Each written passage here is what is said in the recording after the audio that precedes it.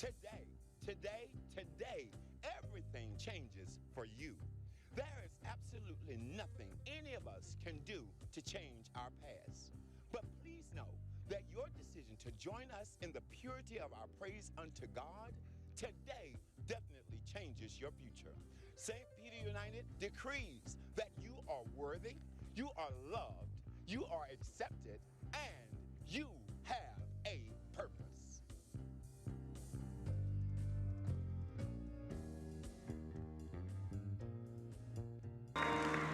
Hi, guys. I'm so grateful for, first of all, the Spirit of the Lord beating us here.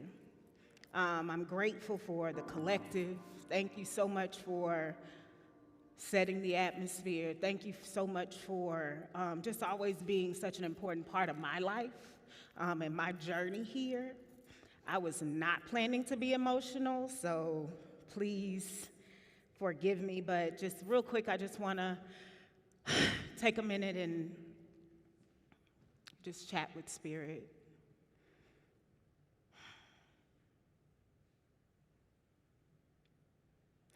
Divine presence of the Most High, thank you so much for already filling this place with your presence, which is the reason we come.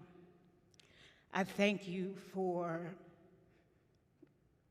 the deposit that you are going to make here in our hearts. Lord, break up the fallow ground, break up the hard places. Help us to be receptive.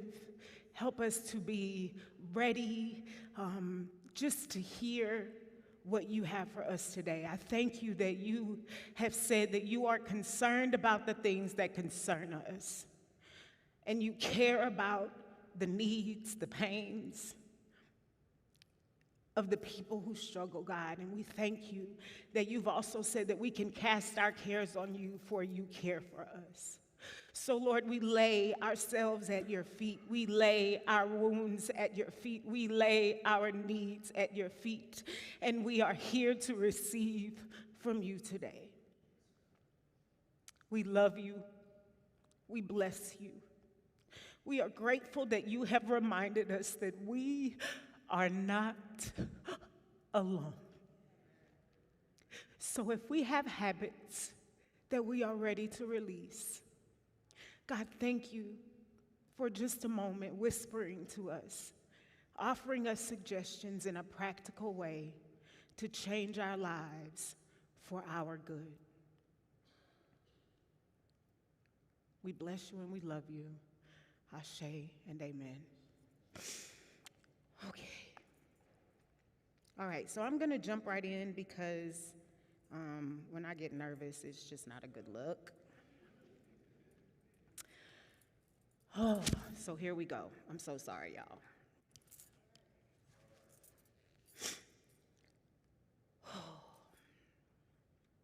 Habits. Habit is either the best of investments or the worst of masters. Nathaniel Emmons lets us know, and this quote aptly represents my overarching perspectives quite accurately.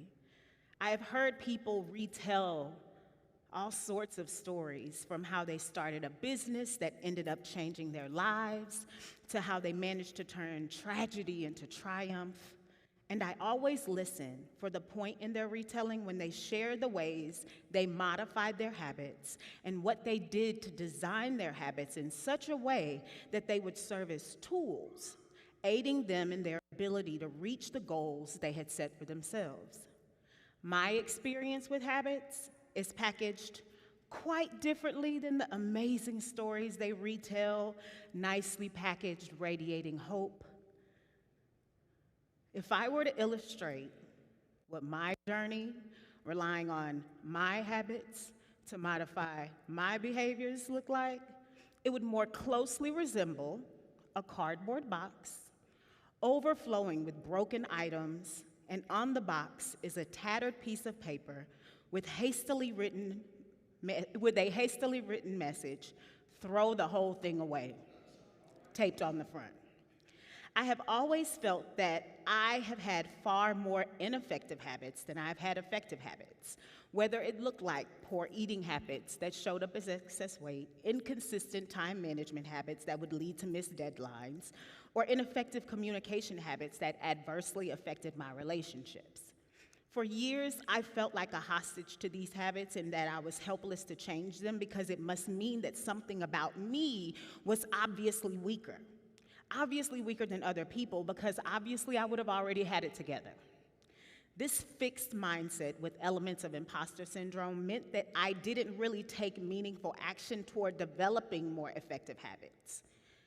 I allowed them to go unchecked because they had been reinforced so long, and I felt helpless to defeat them.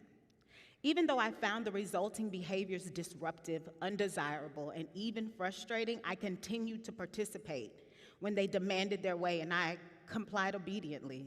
They had become the masters.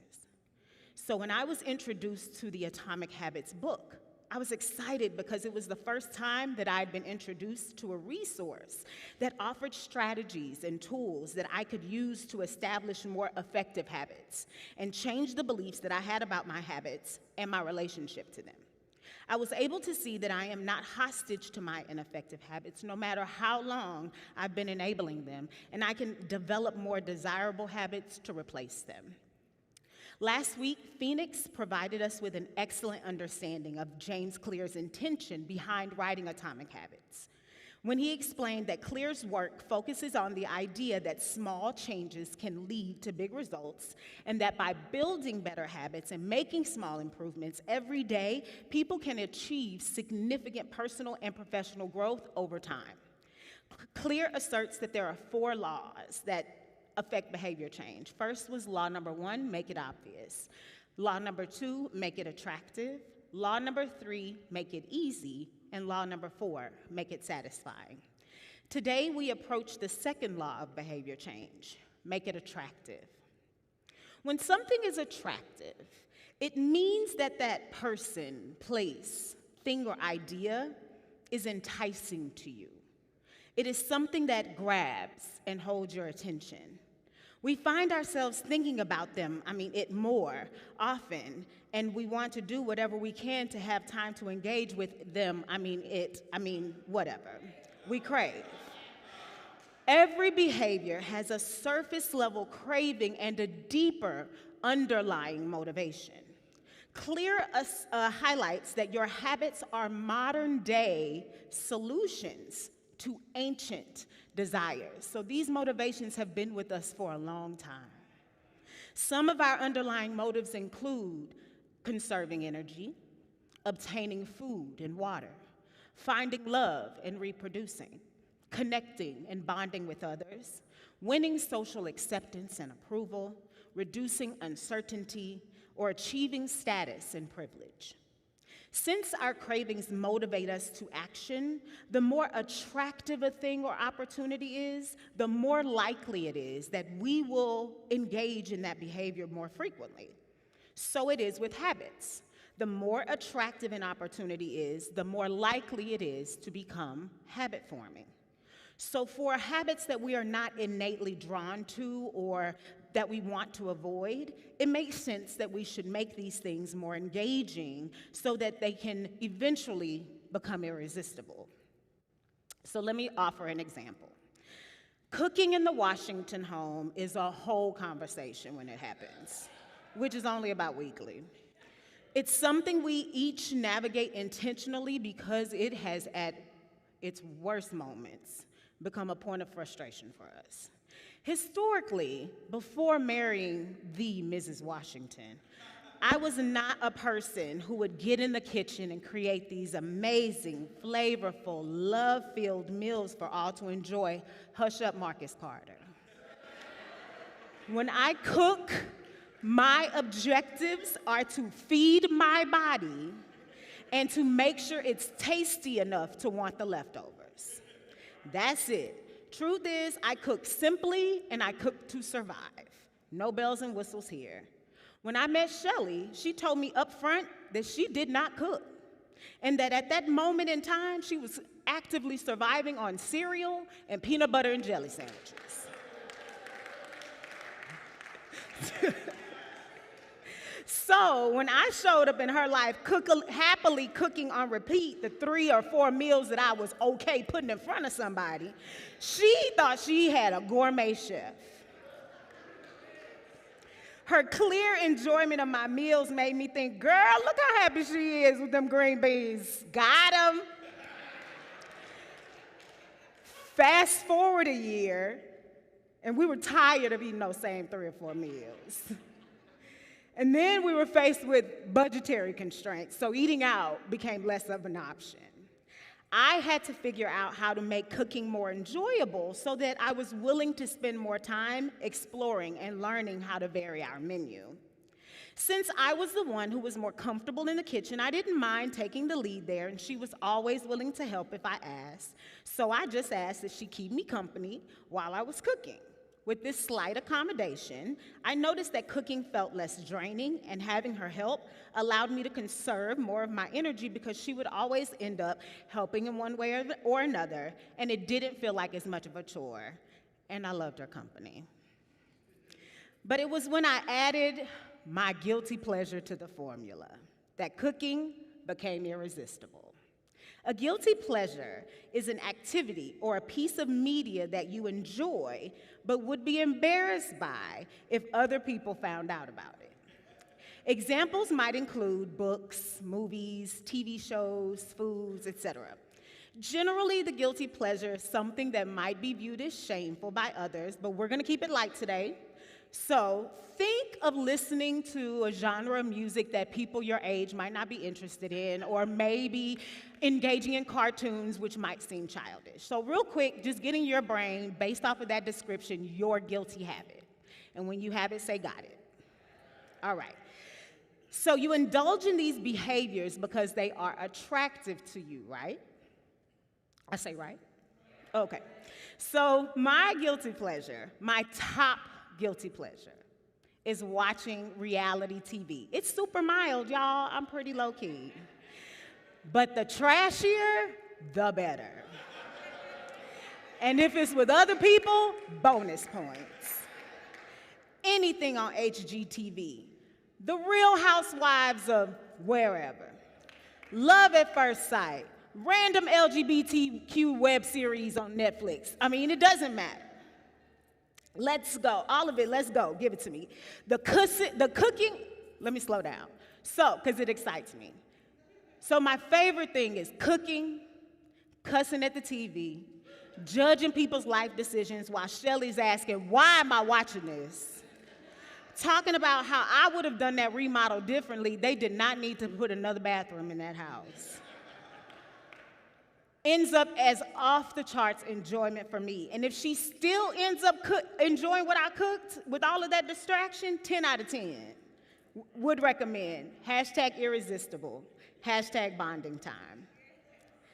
James Clear begins his explanation of how we can make our habits attractive by explaining that habits are dopamine-driven feedback loops. Let's break this down. Dopamine, defined by the Cleveland Clinic, is a neurotransmitter made in your brain.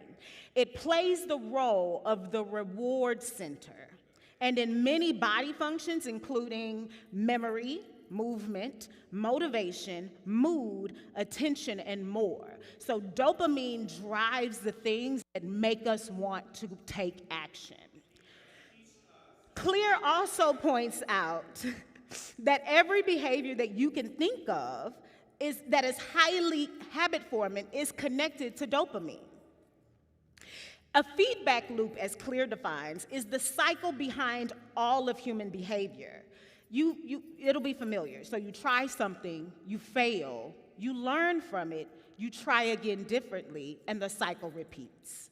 So he is saying that dopamine is released when the reward is received, but his research also noted that it is not only at the reception of the reward that dopamine is released, but the excitement and the motivation that dopamine offers us is also emitted at the anticipation of the reward.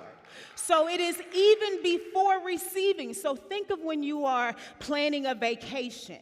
You are so excited leading up to the vacation that sometimes the hype that you have built yourself up to is greater than the experience that you actually had. So Clear has taught us that one of the things that I truly appreciated about what Clear did with Atomic Habits was that in addition to his research, his data, and his lived experience, he provided us with strategies and tools that we can use to help us get started. And for me, the beginning is the hardest part, right? And so in Atomic Habits for Making It Attractive, he suggests the temptation building strategy, temptation building strategy. This strategy is based on the idea that you are more likely to find a behavior attractive if you get to do one of your favorite things at the same time. So if I want to begin to brush my teeth in the mornings, I hope we all do this. It was a really quick example off the top of my head. Just go with me. If we want to build a better habit around brushing our teeth in the morning, then we might attach it to a habit that we really enjoy, which is watching the cartoons of our choice. So the temptation bundling strategy looks like after I blank, I will blank. After I have it I need, I will have it I want. After I brush my teeth, I will watch my cartoons. Make sense?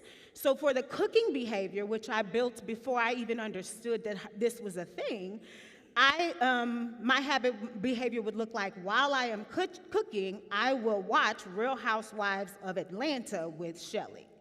And for those times that I am working on my new habit of trying to say more positive and affirming things about myself, I will, after I affirm myself or speak to myself with a growth mindset 3 times the day before, I will treat myself with a Dutch Brothers coffee latte. Okay? So I found the temptation building strategy helpful because it helped me to simplify the task. It gave me the framework. It gave me the formula, which helped me to feel more confident with putting this habit into place.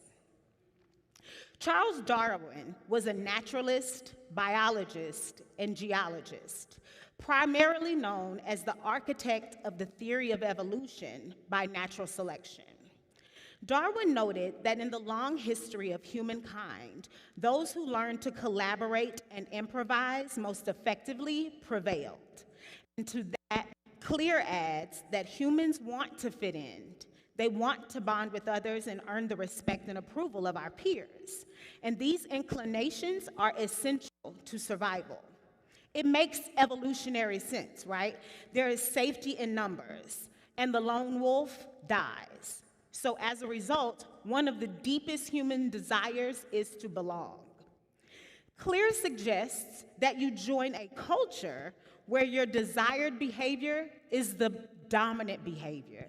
This will help you with the likelihood that this behavior will become a prevailing habit. The second I read this, I thought of St. Peter United.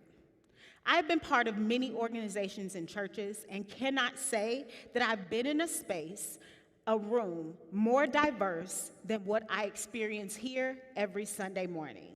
And it is the joy of my heart to come and meet you all here every week. Every week we come together to fellowship and draw strength from one another.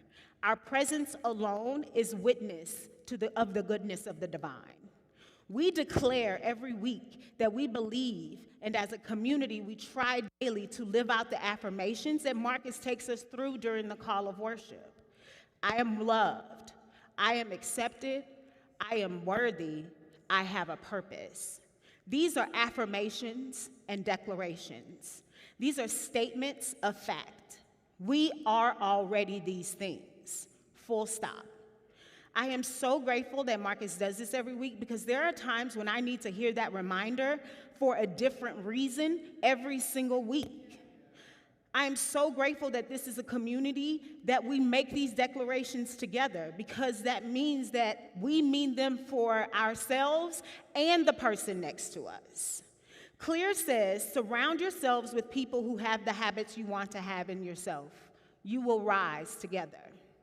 I am inspired by our shared vision to become the leading church of people living on purpose because that call to action includes all of us. And as oh Lord, I'm sorry. Oh no. I'm so lost. See, look at y'all. Oh, okay. Okay. I'm inspired by our shared desire to become the leading church of people living on purpose because that call to action includes all of us. And as SPU co-creates with God, we will actualize it. Together through our collective and individual work, we are becoming that church every day, and that's something we should be proud of. So let's circle back because Clear has given us several gems to take with us this week. So let's reflect to make sure your notes line up. There will be an assessment. Number 1, the second law of behavior change is make it attractive. Number 2, if you want to increase the odds that a behavior will happen, you have to make it attractive. Number 3, habits are dopamine-driven feedback loops. It is the anticipation of the reward, not the fulfillment of it, that gets us to take action. Number 4, join a culture where your desired behavior is the dominant behavior. Carol Dweck says, the passion for stretching yourself and sticking to it, even or especially when it's not going well, is the hallmark of a growth mindset. Changing our habits is incredibly difficult, and finding ways to be gentle with yourself will serve you well. When you set out to change anything about your life, please remember that you are deconstructing years of behavior that has given you the illusion of effectiveness. The fact that you have realized that they are ineffective and have decided to take steps to change them is taking a sledgehammer to your old mindset and way of being and replacing them with ways of thinking and behaving that could be starkly different than what you've been used to. It's going to be a shock to your system. Go as slowly as you need to ensure that you feel grounded and safe, making these changes, and if necessary, reach out for the support of a mental health professional. Finally, something I am aware of about myself is that I tend to overthink and I can get in my head really quickly. In these times when I'm feeling stirred up, I pause, I breathe, and I ground myself by either saying aloud or to myself, there is no rush. You are exactly where you are meant to be. Be gentle with yourself. You are doing the best you can. And you good. My therapist says that to me to remind me that even though things may be, in Leslie's words, a swirling dumpster fire, I am exactly where I need to be. So I leave you with those mantras today. Please repeat after me. There is no rush. You are exactly where you are meant to be. Be gentle with yourself. You are doing the best you can. Put your hand on your chest and say, you good.